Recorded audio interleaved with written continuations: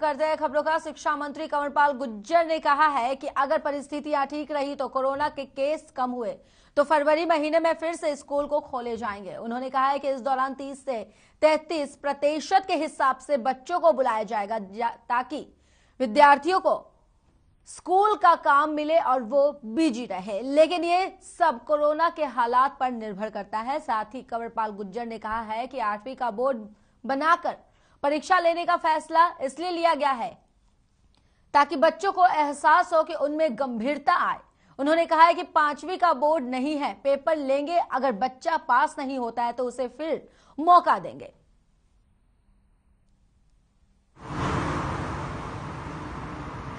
समाचार पत्रों में और मीडिया में इस प्रकार की बात आई कि संख्या घटी है। अब अगर मान लो संख्या घटती है, हालांकि अब एग्जैक्ट नहीं है ये बात कितनी घटी कितनी नहीं घटी, लेकिन अगर कोरोना के पेशेंट की संख्या घटती है तो निश्चित तौर से हमारा प्रयास होगा कि फरवरी मास में हम फिर स्कूल खोल लें।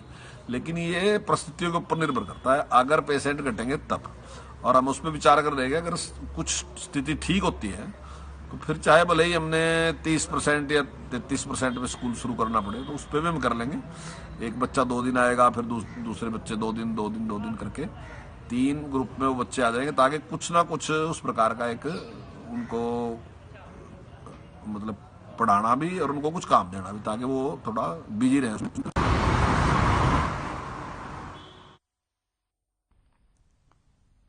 वहीं स्वास्थ्य एवं गृह मंत्री अनिल विज ने पंचकूला के सेक्टर 3 ताऊ देवी लाल स्टेडियम से 198 नई एम्बुलेंस और 47 मोबाइल चिकित्सा इकाइयों को हरी झंडी दिखाकर रवाना किया है। इस मौके पर अनिल विज ने कहा है कि हरियाणा की स्वास्थ्य सेवाओं को बेहतर बनाने के लिए नई एम्बुलेंस और मोबाइल चिकित्सक इकाइयों के आने से स्वास्थ्य सुविधाओं में सुधार होगा। विज ने आगे ये भी कहा है कि 5 राज्यों में होने वाले चुनाव में बीजेपी सरकार बनाएगी।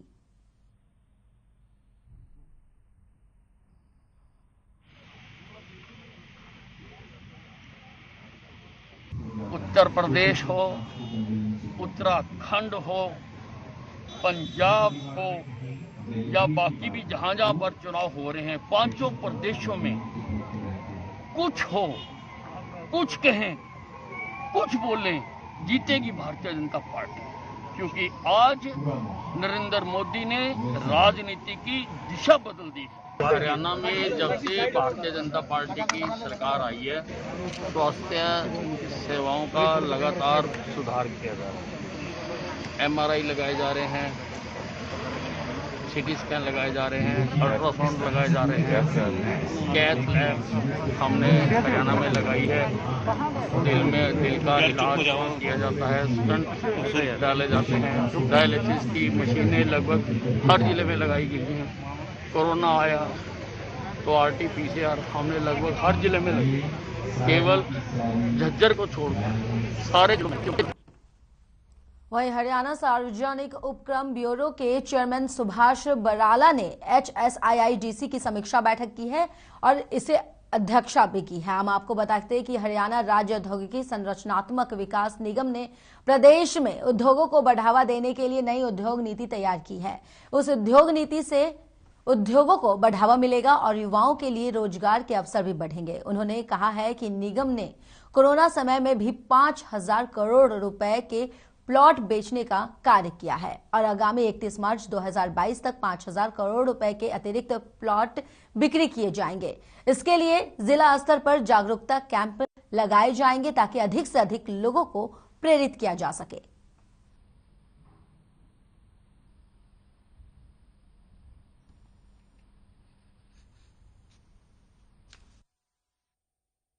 इस बैठक में किस प्रकार से HSIIDC विभाग लोगों को और खास करके जो हमारे उद्योगपति हैं उनको सुविधाएं दे करके कैसे हरियाणा प्रदेश में औद्योगिक क्षेत्र के माध्यम से उद्योगों को बढ़ावा दिया जा सके, जिसके कारण से एक तो उद्योग बढ़ेगा तो निश्चित रूप से जहां उद्योगपतियों को इसका लाभ होता है तो दूसरी साइड में एक एम्प्लॉयमेंट जनरेशन का काम भी इसके माध्यम से होता है। तो सारी चर्चाएं आज यहाँ इसमें बैठ कर के करी हैं कि किस किस प्रकार से ये विभाग अपना इंडस्ट्री पॉलिसी को प्रमोट कर रहा है और बड़े विस्तार से चर्चा के बाद ये ध्यान में आया कि वर्तमान में जो भी योजनाएं चल रही हैं वो भविष्य को देख करके चल रही हैं और निश्चित रूप से इन योजनाओं के आधार पे जो वर्तमान में चल रही है, मैं कह सकता हूं कि हरियाणा में औद्योगिक क्षेत्र को उद्योग को बढ़ावा मिलेगा।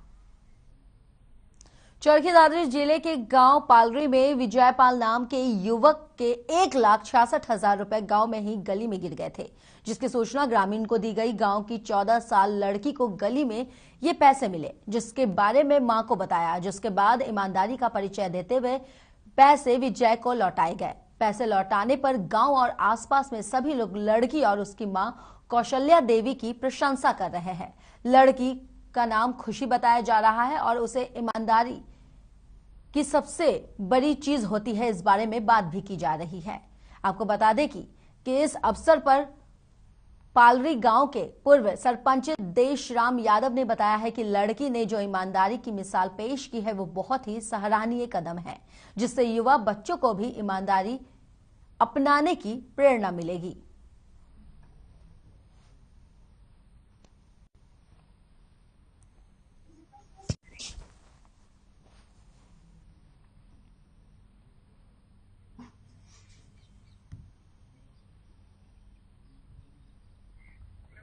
लड़की ने मिसाल कायम करी है, आने वाली पीढ़ी भी इसी तरह की मिसाल कायम करे।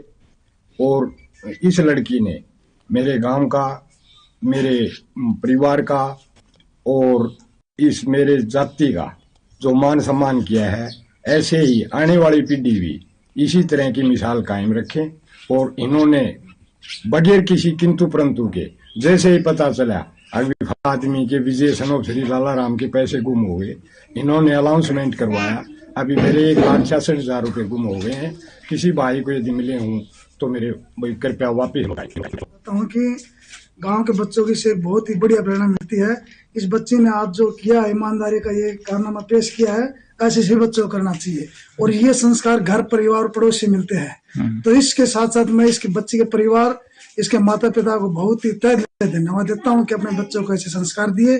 और आज इस गरीब परिवार की बेटी ने जो ईमानदारी का परिचय दिया है, इसके लिए पूरा गांव को बहुत ही गौरव महसूस हो रहा है। और मैं बल्कि सरकार से भी अनुरोध करता हूँ कि ऐसे गरीब बच्चों को ऐसे बढ़िया नेक काम करने पर इन्हें सम्मानित करना चाहिए। ये खुशी बच्ची विजेंद्र सन ऑफ गुलजारी लाल की लड़की है और इसको गांव पालड़ी, इसको मेरे 1,66,000 रुपए गिर गए थे रास्ते में। और ये दूध लेने जा रही थी जब इसको मिले, और इसने मतलब ईमानदारी पेश करते हुए मेरे वापस लौटा दिए। और ऐसे संस्कार इसकी मम्मी से, इसको ऐसे संस्कार इसकी मम्मी से मिले और परिवार से मिले। ऐसा बच्चा सभी को दे। अपने बच्चों को ऐसे संस्कार दो, ऐसे ईमानदारी की राह पे चले। मेरे बच्चे दूध ले आने गए तब इसके पैसे मिले, आज इसने मेरे पास वापस कर दिए, मेरे फिर पैसे मिले। बेटा जिसके उससे पता चल कर जब हमको बता दे दिन, फिर मुझे पता चला कि ऐसे ऐसे उसके बच्चे पैसे गिरे। तो मैंने फोन किया, हमारे वो चाचा है, फिर उसके पास मैंने फोन किया, अच्छी चाचा ऐसे ऐसे पैसे मेरे बच्ची को मिले हैं, आप वो पैसे लेके जाओ, मेरे पास रखिए। मैंने वो पैसे दिए। मैं तो यही कहूँगी भगवान के सब के बच्चे ऐसे बच्चे सब रास्ते मुझे रुपये मिले। मैंने ईमानदारी पे रास्ते पे चलते हुए मैंने मेरी मम्मी को दे दिए और वे रुपये सबको लौटा दिए।